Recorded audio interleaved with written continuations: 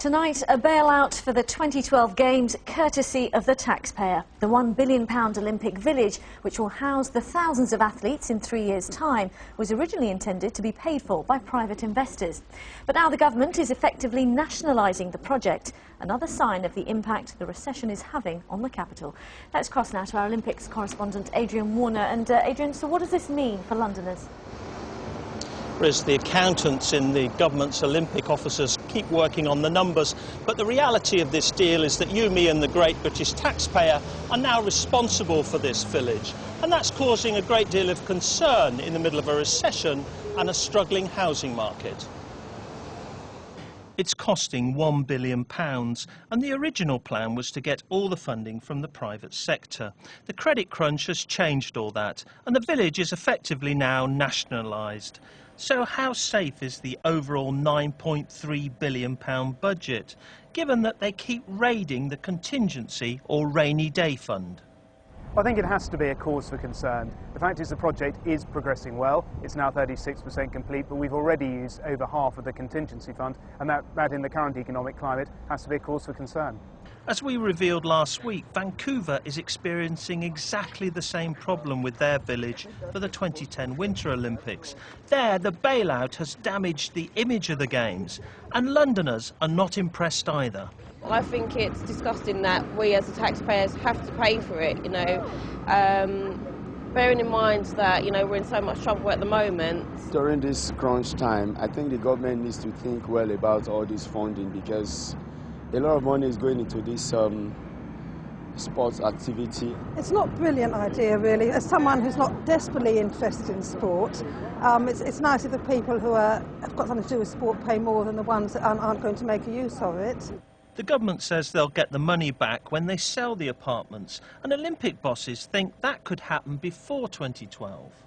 Today we cannot get a good enough offer because of the market to put it into the private sector. Some point in the next 2 or 3 years I would expect it to move into the private sector, and we'll be able to have a fresh competition to put it into the private sector. Meanwhile, the building of this village is racing ahead, but it still could turn out to be 2012's Achilles heel. Well, a little earlier I asked the Olympics Minister Tessa Jowell whether the £9.3 billion Olympic budget was now looking doubtful. No, it's not. The £9.325 billion public sector allocation to the Games is the budget that is secure. If you were building a house and you'd already used more than half of your contingency money, money that's for a rainy day, if you like, and only a third of that house is built, are you confident with that? Because after all, the buck stops with you. Yes, of course it does, and the buck does stop with me, and I am confident that we have £1.3 billion worth of contingency remaining after today's decision to make further investment in the Olympic Village. 35% of the construction is now complete. So what your viewers should remember, it's not that half of the contingency is left, it's more than half. You say that you are confident, but if we continue to raid the budget in this way, there isn't a limitless pot. Are you saying you can guarantee that we can do these 2012 Olympic Games within budget? All those who advise me every day on the budget are confident that we will bring this project in within the 9.325.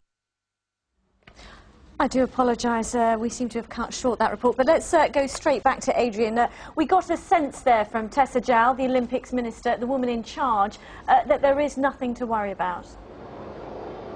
Well, Riz, I think she has to say that, because the reality is that neither Tessa Jowell or indeed a Conservative Olympics Minister would manage to persuade a cabinet and the public to pay any more for the Olympics, especially in these difficult times. I think we're going to be talking about this issue for many years to come yet.